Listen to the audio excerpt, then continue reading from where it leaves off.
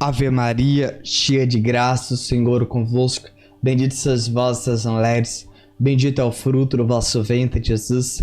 Santa Maria, Mãe de Deus, rogai por nós pecadores, agora e na hora da nossa morte. Amém. São Padre Pio, intercedei por nós. Olá, caríssimo, paz e bem, Deus abençoe. Sou eu, um missionário católico deficiente visual em Viana. Se você quiser ficar próximo missionário, me siga pelo Instagram, que vamos colocar na tela a partir de agora.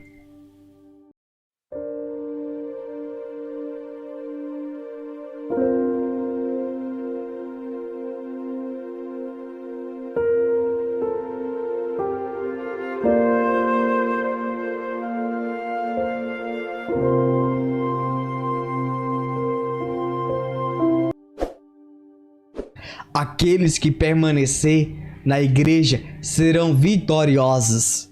Caríssimo, paz e bem. Eu quero convidar você, meu irmão, minha irmã, a primeira coisa, que você possa de fato prestar muita atenção àquilo que o Senhor colocou profundamente no meu coração, para que de fato nós possamos alcançar essa vitória, porque a vitória é nossa, em nome de Jesus. Preste atenção, por favor. Querido, querida, nós sabemos que estamos passando momentos difíceis da nossa vida, sim, passando perseguição, injustiça, calúnia e defamação.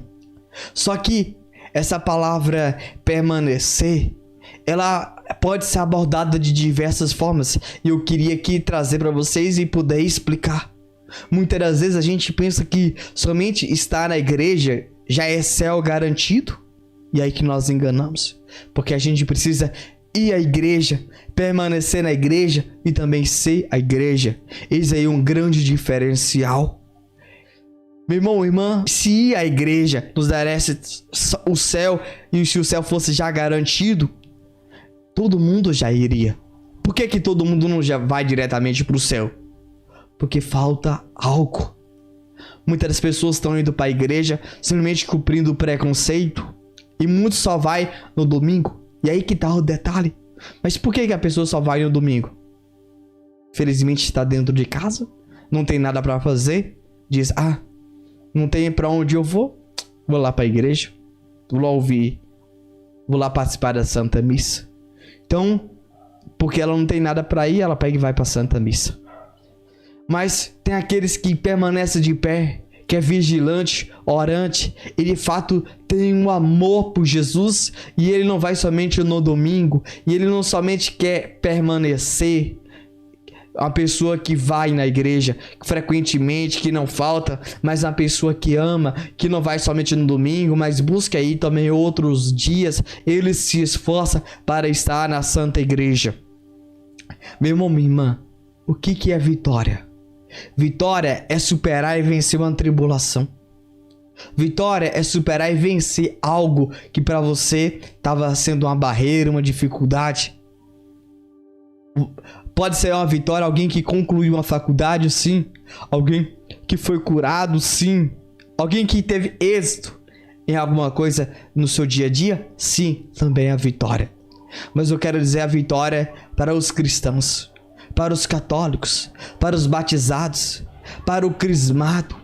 Mas eu queria trazer aspas aqui para vocês, que eu quero trazer duas formas que pessoas foram vitoriosas, mas eu queria trazer essa curiosidade que o Senhor me falou para mim, e eu quero que você também entenda isso.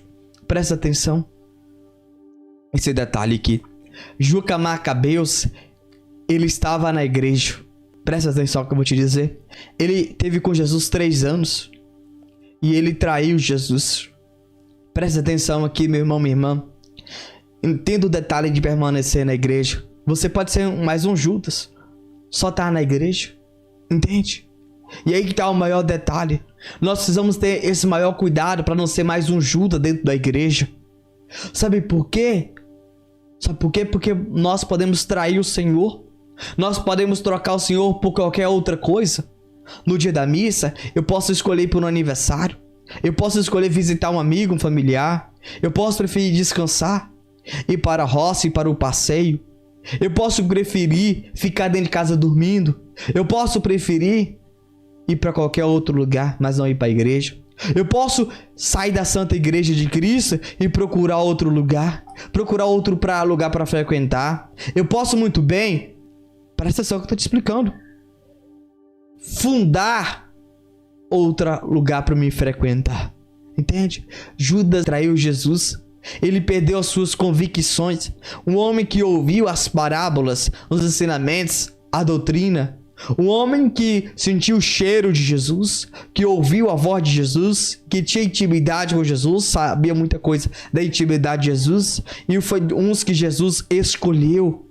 E nós, meu irmão, minha irmã, podemos estar na missa todo domingo, comungando o corpo santo, o corpo místico de Jesus. Estamos lá frequentemente ou de forma dominical e podemos mesmo assim estar traindo Jesus.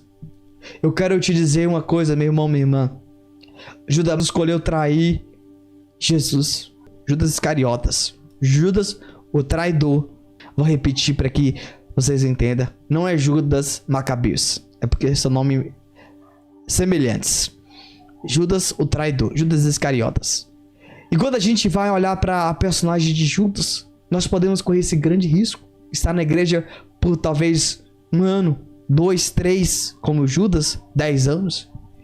E chegar no momento de tribulação, no momento de enfermidade, eu ir lá no seu Zé, ir lá em Dona Maria, eu ir lá em fulano e Beltrano, devido uma tribulação, uma perseguição dentro da igreja, eu sair da igreja e ir para outro lugar. Deixa eu dar uma aspas aqui. Eu vou ser muito sincero, esse tempo que eu tenho de caminhada, eu fico assim, refletindo, né, e também percebo, aquela pessoa que não vai na sua paróquia, na capelinha que tem próxima, e vai na outra capela mais longe, e vai na outra, e aí chega naquela outra capela, a pessoa dá super bem com os outros. Eu tenho um certo detalhe, e todo mundo fala assim, meu Deus, que pessoa educada, simpática, pessoa gente boa. Aí eu pergunto, por que essa pessoa não deu super bem na capela dela próxima lá? Por que essa pessoa não deu super bem com o padre lá, com os ministros, onde ela na sua capela? Eu sempre tive essa pergunta. Por que ela dá bem com essa capela e não dá bem com a outra? Entende? Esse é o detalhe que nós precisamos hoje entender, meu irmão, minha irmã. E é isso que eu quero muito refletir. Vamos dar outra aspas aqui que eu refleti sobre isso. É como eu olho para um lado, olho para o outro, vejo mulheres aí solteiras, né? E homens também. E aí eu pergunto, por que essa pessoa tá tão tempo assim solteira, né? Solteiro. E aí eu reflito, se ela fosse tão boa como ela diz, né? Já era pra estar aí casado ou casada. Não é isso? A gente precisa muito refletir sobre isso. E a gente precisa entender que quando as pessoas procuram outro lugar, algo aconteceu. Ou a pessoa foge dos problemas e não busca resolver. E olha, você vê o que aconteceu com Judas Iscariotas. Devido financeiramente, decidiu trair Jesus. Será pelo que você vai trair Jesus? É por um milagre, por uma cura? É por um trabalho? É por uma mulher? É por um homem? Vai trocar o Senhor pela família? O que você vai trocar o Senhor? Pelo que você vai trair o Senhor? Entende? Ah, é porque agora eu tô trabalhando. É porque agora eu tô namorando, Jesus. Ah, é porque agora eu estou trabalhando muito, eu estou cansado, Jesus. Ah, é porque agora, Jesus, eu tô fazendo faculdade e agora eu virei ateu.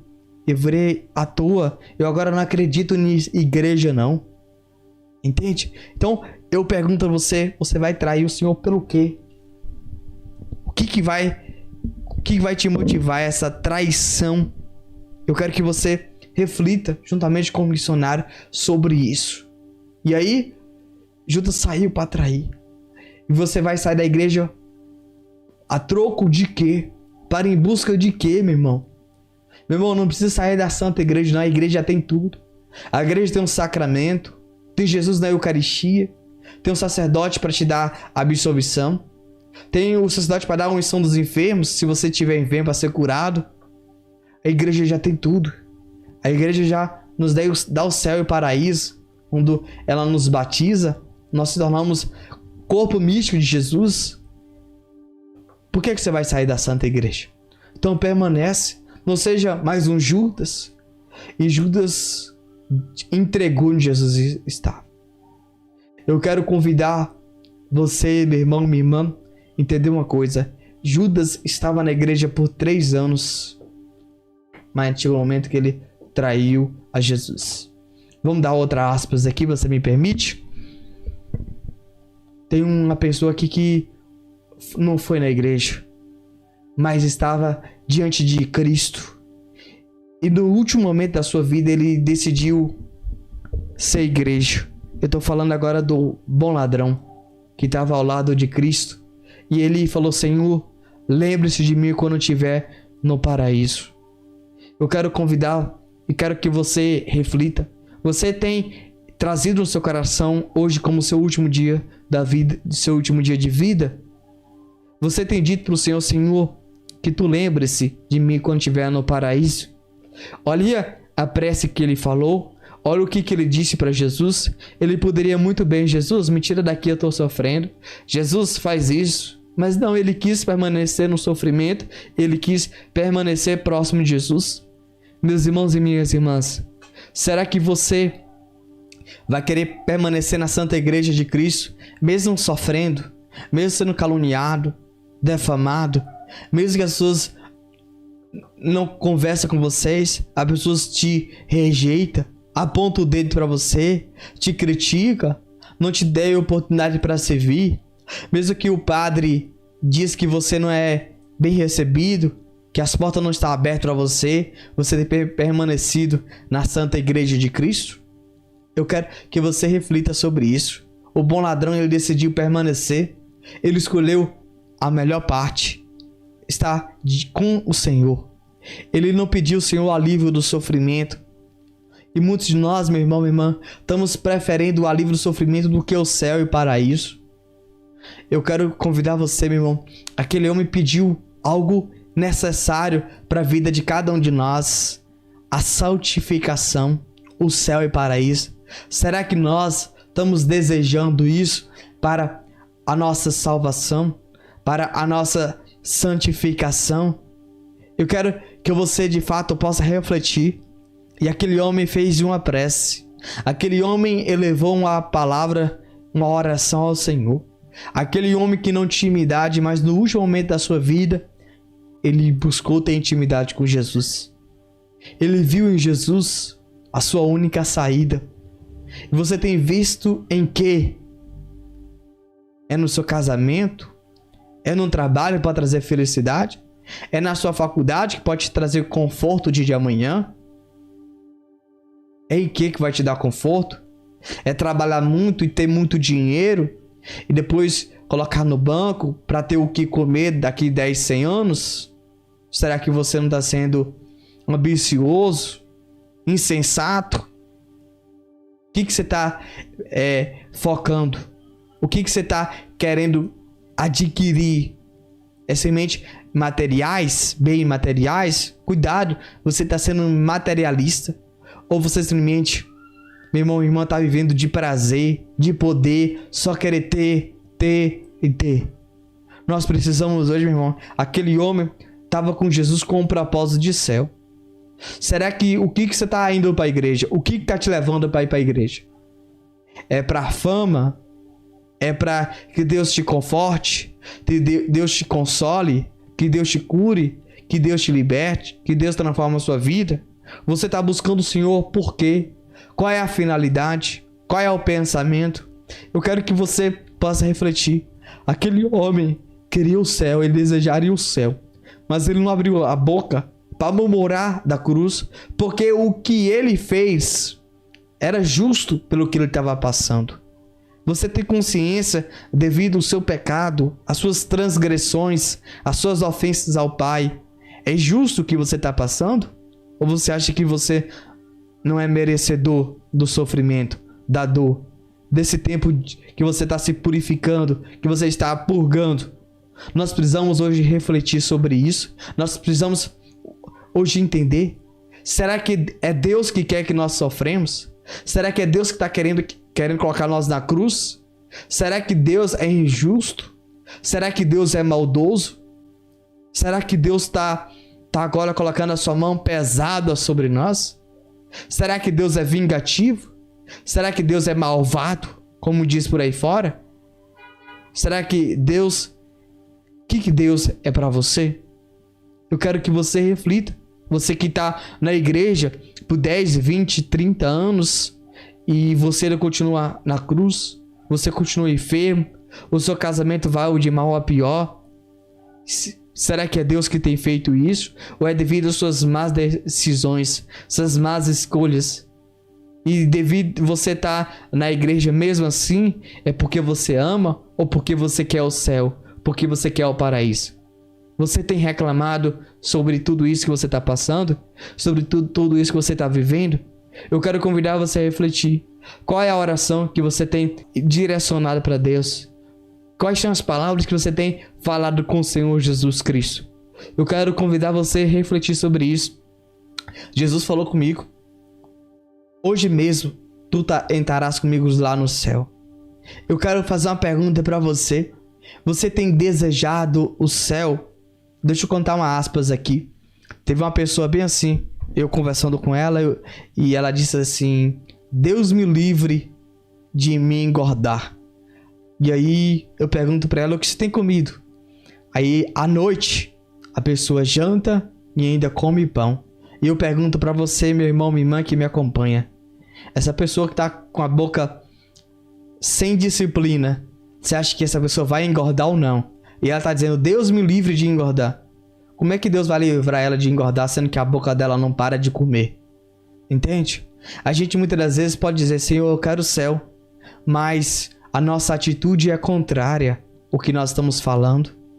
Entende? Nós falamos: Senhor, me livra do pecado, e nós continuamos pecando. A gente fala: Senhor, me concede a graça da libertação do álcool, e eu continuo bebendo. Nós estamos sendo contraditórios com as nossas orações. Então você precisa refletir isso. O que é uma pessoa vitoriosa? É uma pessoa humilde, uma pessoa que reconhece: sem a igreja ela não vai conseguir. Sem a igreja ela não tem forças, porque ela precisa do sacramento, ela precisa da comunhão, ela precisa da eucaristia. É uma pessoa humilde, é uma pessoa mesmo passando por qualquer tipo de injustiça, ela baixa a cabeça e ela diz: você pode fazer o que for, você pode fechar a porta na minha cara, você pode me dar bufetadas, mas aqui eu irei permanecer, mesmo que me crucifique, me aponte, mas aqui eu quero permanecer. Como o Padre Pio passou o tempo de sofrimento, mas ele permaneceu e ele venceu e alcançou o céu para isso. E é isso que nós precisamos hoje refletir. Você quer alcançar a vitória? Mas será que é a vitória do seu jeito? Você quer uma vitória como? E quantas das vezes eu vejo pessoas, meus irmãos, buscando vitórias que não é da vontade de Deus. Deus coloca a pessoa... Vamos aqui trazer um exemplo aqui que você vai entender muito bem aqui. Eu vou trazer um exemplo aqui para vocês aqui. Tem uma pessoa dentro de casa que é muito difícil. E essa pessoa difícil, Deus permitiu para a santificação dela. E nessa permissão, o que aconteceu? Ela, de estar próximo dele ou dela, rezando, orientando, ajudando, ela decidiu evitar. Ela decidiu fugir daquilo. Entende? Será que isso é da graça de Deus? Não. Nós permanecemos com o sofrimento para vencer juntos. A gente não pode fazer isso. Nós precisamos entender uma coisa. Quando eu busco fazer aquilo que é da minha vontade, meu querer, a gente não vai ter êxito. Sabe por quê? Porque a gente saltou um degrau. E Deus, Ele permite algo para o nosso crescimento. E aquilo que Ele permitiu nós iremos alcançar, porque como diz o ditado popular, Deus permite o frio conforme o nosso cobertor. Então creia, meu irmão, que Deus ele é contigo, Deus está contigo. Para finalizar, eu queria trazer uma aspas aqui, você vai entender muito bem. Teve uma vez que eu conversei com um jovem e perguntei para ele: querido, por que você continua namorando com ela? Você precisa ir todo dia ir lá e ver ela bem distante. É longe, é cansativa a viagem. Aí ele disse para mim bem assim: Wênio, quando a gente ama, não tem cansaço, não tem nada, não tem obstáculo, tem barreira. A gente quer ir e estar perto de quem a gente ama. A gente quer estar perto de quem quer o nosso bem, a nossa felicidade. Então, se tanto eu e você amasse Jesus, a gente não ia preocupar com o cansaço. Se dentro da igreja a gente está sendo perseguido, injustiçado, mas a gente ia lembrar que existe um Deus que estava nos esperando de braços abertos, quer nos curar, nos libertar, um Deus que nos ama, um Deus que quer nos abraçar, nos acolher e dizer: filho, filha, eu estava te esperando. Pode ter toda certeza disso. Lembre-se disso. Aquele que ama, nada é pesado. Vamos ler agora o relato que nós retiramos nosso salão aqui na tela e também está na descrição desse vídeo. Preste atenção no relato, por favor. Padre Pio, o incansável apóstolo de alma. Depois da Santa Missa do Padre Pio, nesta manhã, saí para comprar algumas fotografias e alguns cartões postais. Fui procurar o fotógrafo Pio Abrecht, um alemão ex-maçom convertido ao catolicismo. É uma pessoa de espiritualidade incomum. Ficou junto ao padre que o converteu e o ama muito. Então, enquanto estou escolhendo algumas fotos, o Sr. Abrecht me diz, indicando-me a única pessoa presente com quem ele estava conversando: o senhor conhece o Sr. Milton? Respondendo que não, depois dos cumprimentos convencionais, procuro virar de costas para me ver livre desse senhor, porque quando estou em San Giovanni Rotondo, prefiro permanecer afastado e sozinho, e não me agrada estabelecer muitas relações. Cumprimento e saio, mas dou apenas alguns passos quando escuto aquele tal Sr. Milton me chamar. É um romano como eu, mas me dá a impressão de ser mexeriqueiro. Contudo, devo fazer das tripas coração. Ele logo começa a me tratar por você e me pede para esperá-lo, porque quer vir comigo. Como simples resposta, lhe digo que devo rezar o texto, como sempre faço, indo até o fim do Viale dei Cappuccini, isto é, até a aldeia, e depois voltar novamente à igreja. Sem se perturbar, ele me diz que também quer rezar o texto. Pegamos nossos textos e pergunto se ele quer enunciar os mistérios. Diz que eu devo fazê-lo. Começo em latim: Deus in auditorium meum intende, etc. Ele continua calado. Prossigo com a enunciação do mistério. Depois, com a primeira metade do Pater Noster, ele se cala e me diz que não sabe. Julgo que não saiba o Pater Noster em latim, por isso digo-o inteiro. Depois recito a primeira metade da Ave Maria em latim e recomeço em italiano, mas nada, absolutamente nada. Então decido me perguntar: mas você não sabe o Pater Noster? E ele: não. E a Ave Maria você sabe? E ele: não. E então, que texto vamos rezar? Foi apenas nesse momento que me veio uma ideia. Recoloco no bolso o texto e começo a perguntar-lhe algumas coisas. Como uma palavra puxa a outra, disse-me que, quando era criança, não tinha ido à igreja, que já há algum tempo viera a Padre Pio porque Elígio d'Antônio o tinha levado à força, que tinha decidido vir aqui porque estava doente e Elígio lhe tinha dito que Padre Pio era um frei curador. Que Padre Pio, da primeira vez, o tinha expulsado diante de todos, mas que depois, por causa de certas coisas que aconteceram, tinha decidido voltar. Que desta vez estava entusiasmado com Padre Pio, porque foi acolhido muito bem. Compreendi que estava diante de um caso especial. Em poucas palavras, falo-lhe de Deus. Falo-lhe de Jesus, de Maria, da criação do mundo e não sei mais de quais outras coisas. Caminhamos até o fim do viale. Voltamos até a igreja, depois, sob sua insistência, novamente até o fim. Como primeira lição, ensinei-lhe a rezar a Ave Maria. Nunca me cansei tanto em minha vida. Ele aprendia um pedaço e se esquecia do outro, até que, dado que Deus o quis, consegui ir embora, lhe sugerindo o início vez por vez, até fazê-lo, dizê-la bem inteiramente.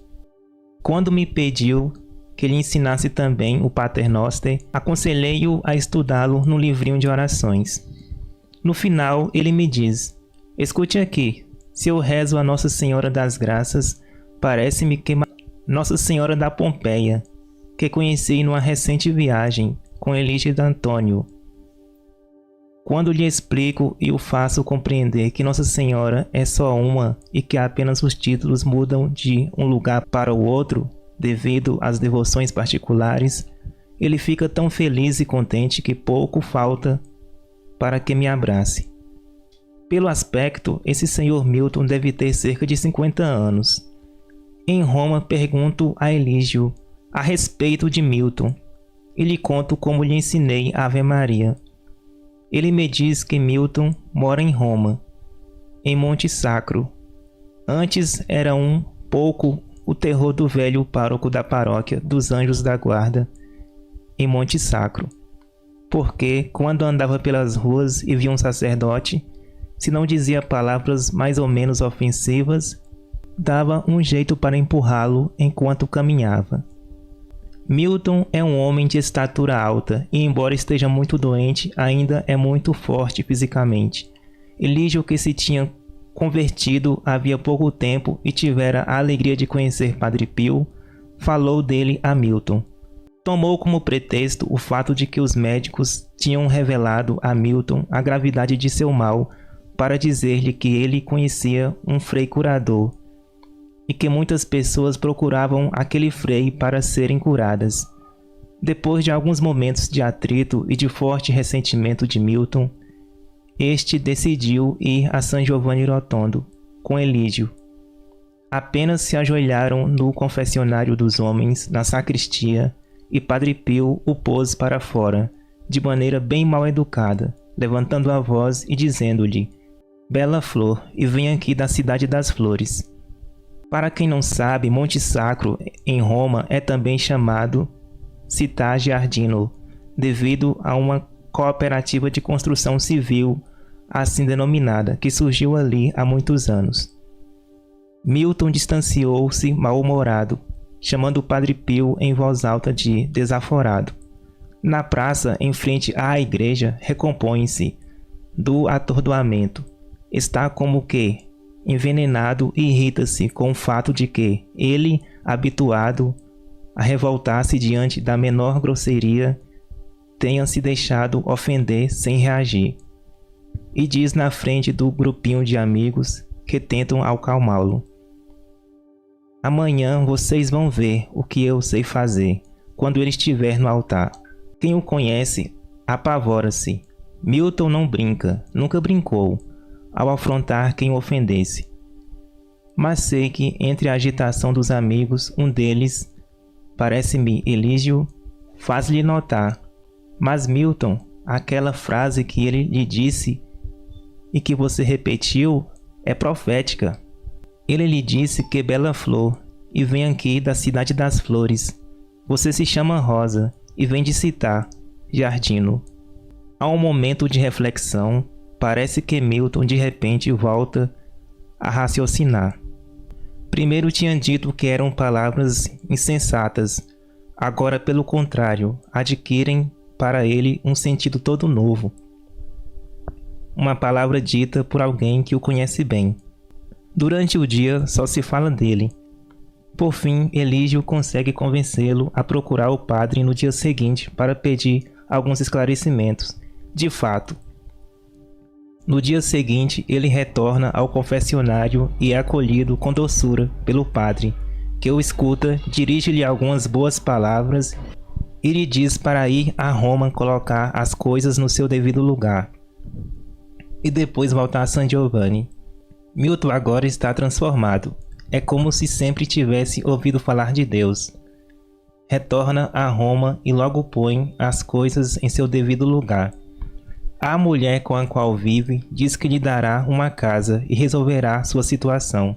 Convence-a a aproximar-se da igreja e, por enquanto, consente que permaneça na sua casa, mas vivendo como irmão e irmã. Aqueles aos quais ofendeu ou com quem foi injusto repara além do que é devido. Quando o senhor Milton volta a San Giovanni Rotondo, Padre Pio, descendo à sacristia, em meio à multidão que o circunda, chama-o. Venha aqui, deixe-me ver como você está. Milton depois confessa-se com Padre Pio e fica felicíssimo. Agora parece outro homem e se torna meu grande amigo. É inacreditável. Logo depois de sua volta a Roma, começa a dedicar-se a visitar os doentes nos hospitais e a lhes falar de Padre Pio. Ver 12 de outubro de 1958. Milagres de Deus.